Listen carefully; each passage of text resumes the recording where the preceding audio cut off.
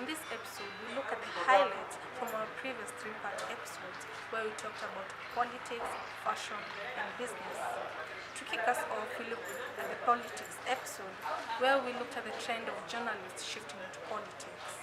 We looked at three things.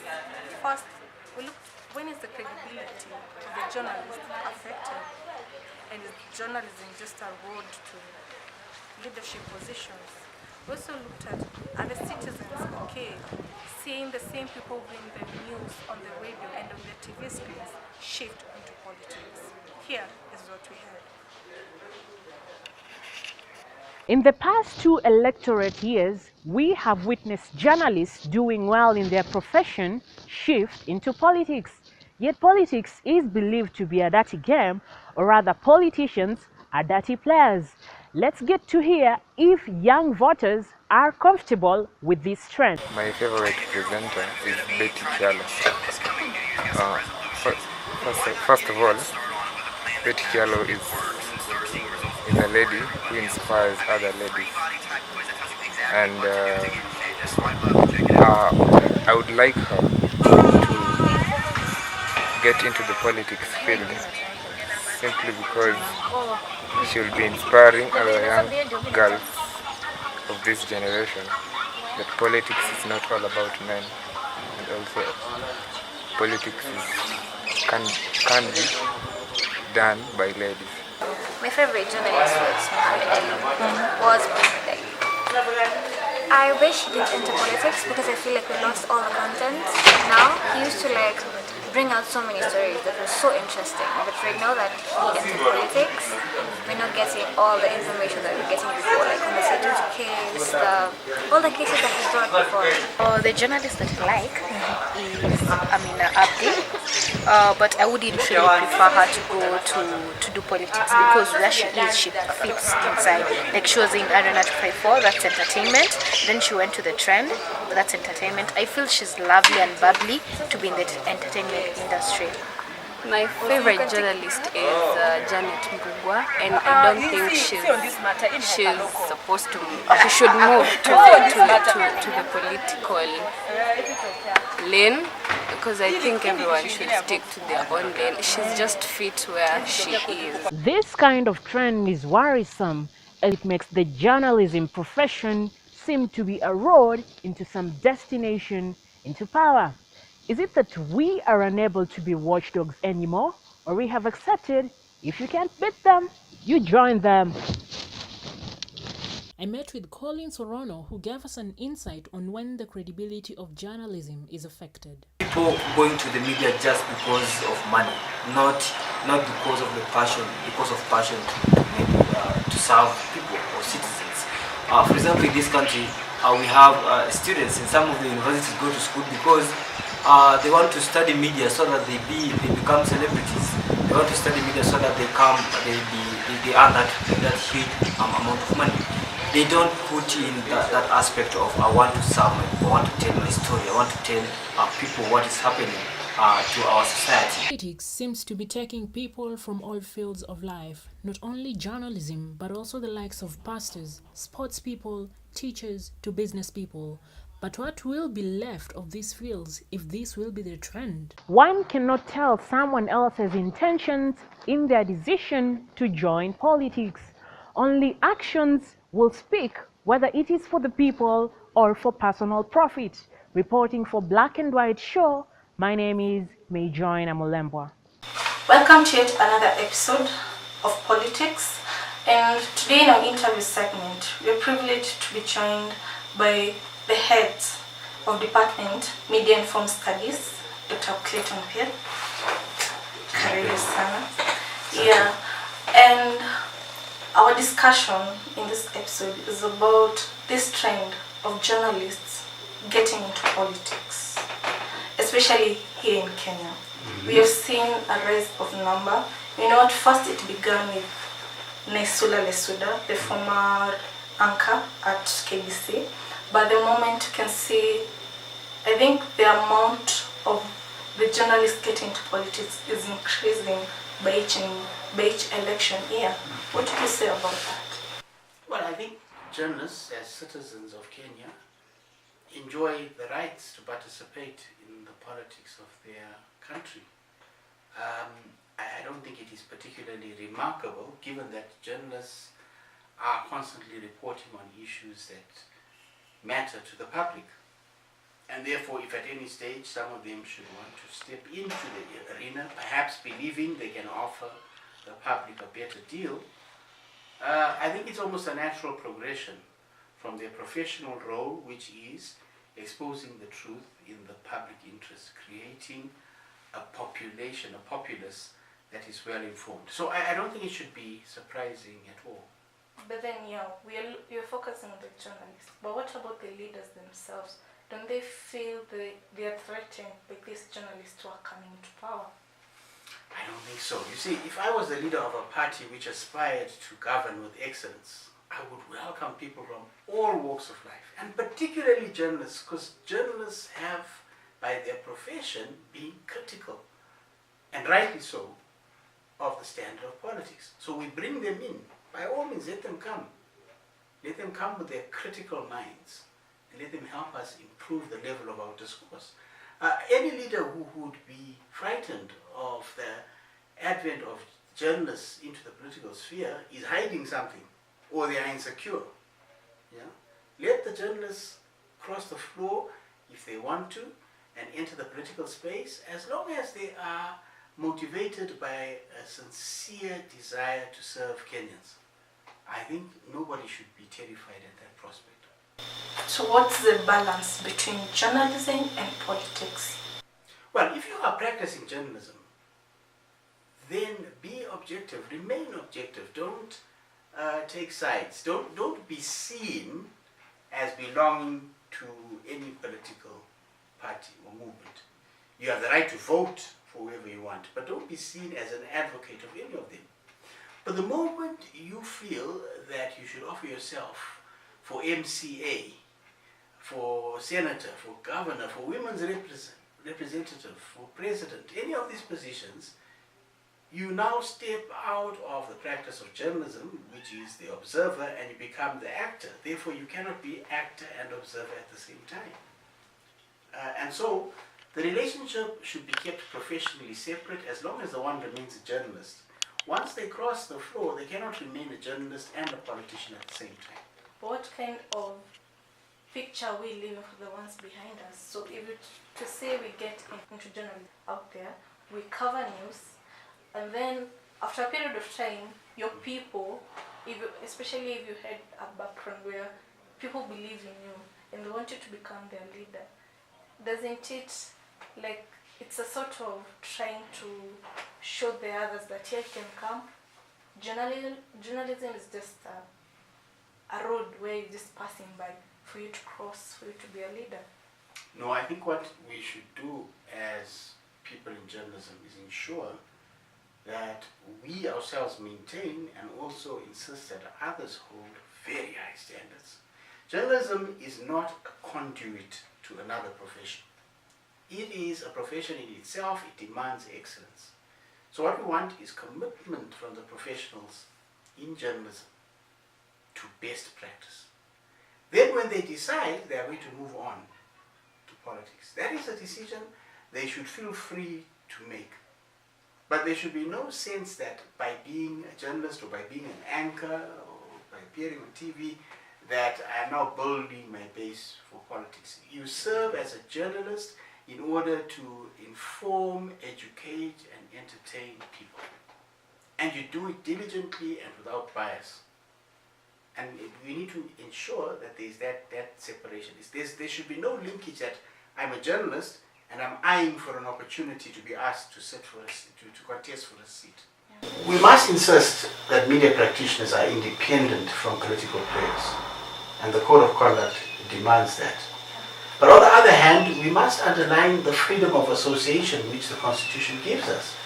Every Kenyan, including journalists, are entitled to associate themselves with any organization as long as it is a legal organization. And therefore, I would discourage any thought of placing some kind of restrictions on journalists participating in the political process. Thank you so much for joining us, Mr. P. You're most welcome. Yeah. Most welcome. That was it, guys. Up next is a commercial break and then the hyperlocal report. Hi, my name is Joy. And I am Nelly. And we want to touch on politics and journalism and what is preferred amongst both of us. So Nelly?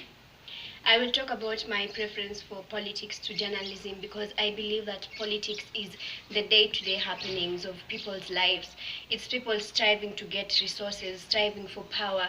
It's about who is getting what at any particular point, who is getting what when, and who is getting what using what means. So I tend to believe that politics seems to be more competitive as compared to journalism, simply because there is that competition to gain more, to be better than the other.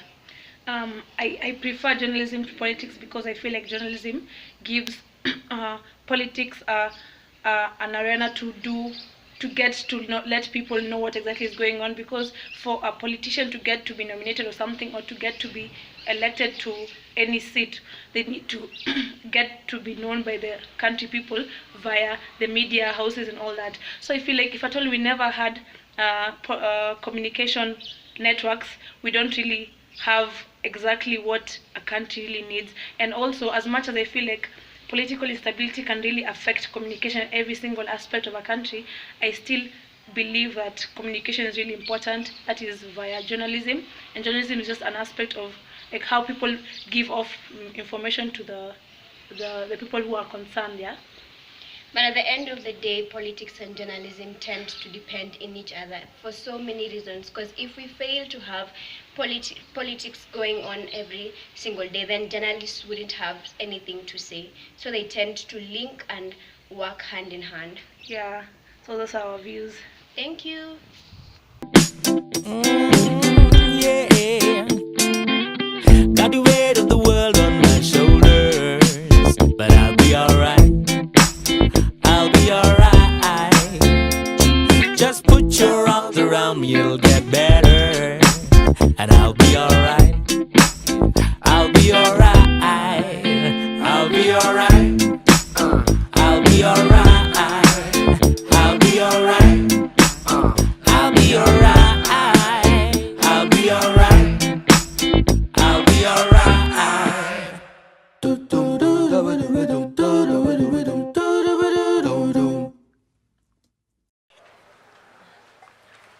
On our last episode, which was business, we looked at how businesses of late are losing their core value, which is to offer services. We sought out, are they service-oriented or are they money-oriented? Here is what we put together. In this 21st century, many businesses are coming up. Majority of them do not require any expertise, and they worry, are they service-oriented or money-oriented? When you have a situation, probably you go to the clinic, but instead you get attended differently instead of how your current situation or your current problems you have. So you find like you're given completely different medicine or medication as pertains by your problems that you have. So it's more of a business.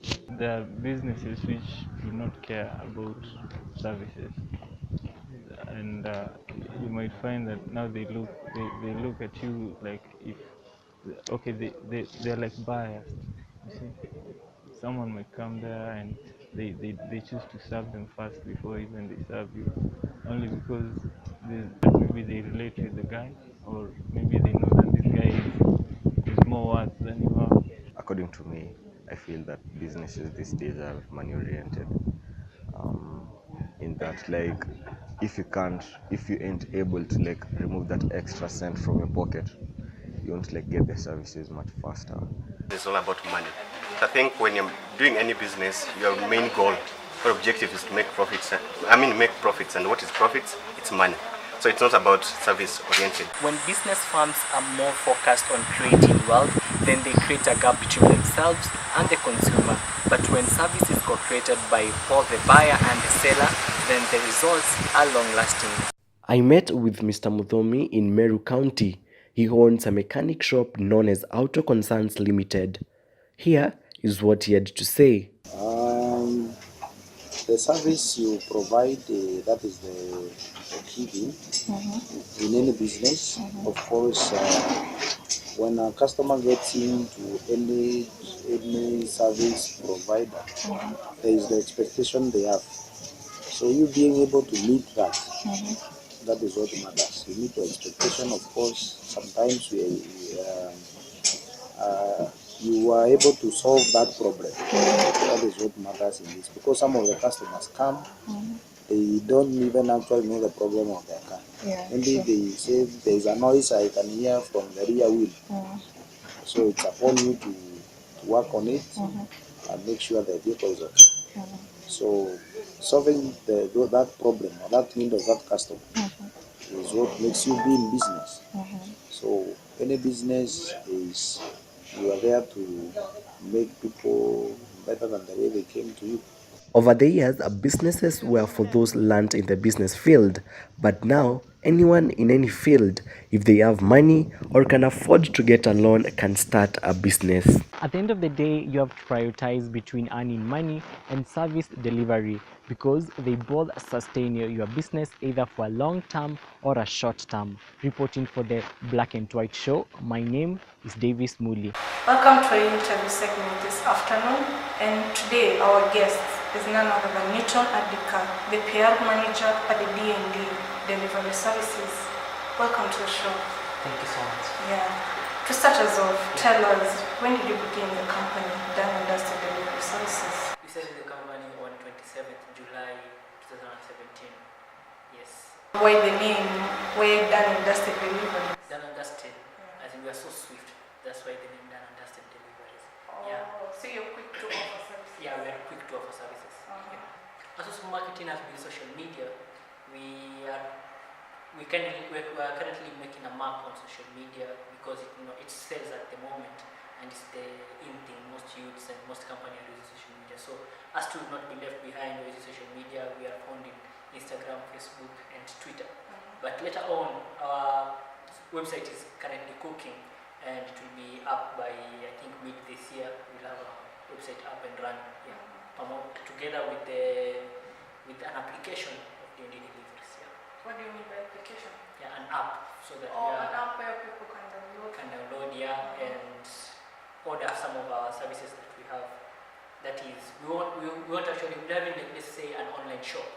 Yeah, and we deliver those goods that are found on the online platforms. Yeah.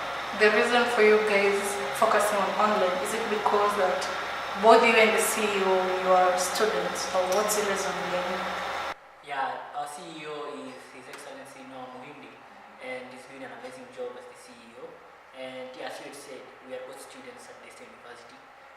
But currently, we've got employees at Dun & Dusted Deliveries who actually help him alongside us with the whole job, because it's a tiresome job. We've got to study, at the same time we've got to carry out this job. But currently, we are doing an amazing job, since we have got employees who are helping us with carrying out the job. Yeah. So far, how many people have you been able to provide jobs for? Currently, we have 9 employees. 9 employees. They are not paid? They are being paid. Yeah, but we have not like grown bigger to give them something to, like, let's say, smile about every month. But we are giving them something to actually help them day by day. Yeah, because we kind of like lack enough income and capital to, let's say, grow us bigger, better. But currently we're helping them. The little that we're getting is actually providing for their families. So in this episode, our focus was today's businesses. We see they're more money oriented. Yeah. So is it that we are losing the aspect of service? Because at the end of the day, what matters is the feedback the customers gives back to the business firms. Yes. So what is it for you that you guys are focused on? Is it money oriented or is it service oriented? We're more of the service oriented company. This is because we've seen, we know how like the companies work nowadays. And deliveries company, they are there in Kenya, but we kind of like decided to join the club in a manner that we give people the best. That's why we're not money oriented. As I told you, like currently we are students, and yes, we all need money to, like, let's say, grow and, let's say, have a better life. But currently we are more service oriented, because like we have to offer the best to our customers, since we are actually starting out. And also But later on, money is actually so efficient and everyone will need money.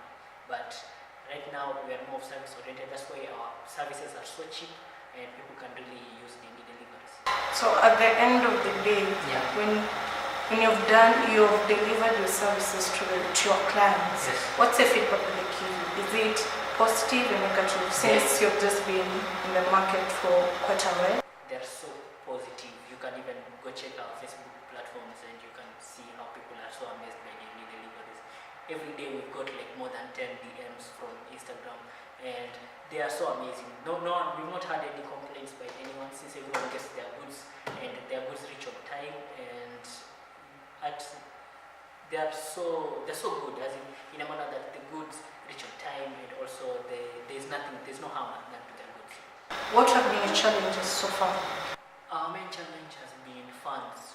We kind of started off with not much and we lack enough funds for us to grow and be better and bigger. But currently, as the work is progressing, we are seeing the fruits of our labor. That means that there's some little amount of money that is coming by, which will help us grow. But we're also looking for partnership with some of the biggest companies in Kenya, of which we will see if they can actually assist us in growing our company. Which are some of those companies that you have sorted out? We've currently sorted out to partner with Jumia, and also we've got some of the local, or let's say some of the small businesses who are actually doing the online, they're selling the products online. We actually do delivery services for them too. Yeah, we're currently working with at least, I think, 5 of the people who are having their businesses online. We do for them deliveries to their customers. Yeah. Thank you so much for your time. Welcome. Yeah. Up next is our hyperlocal report after the short break.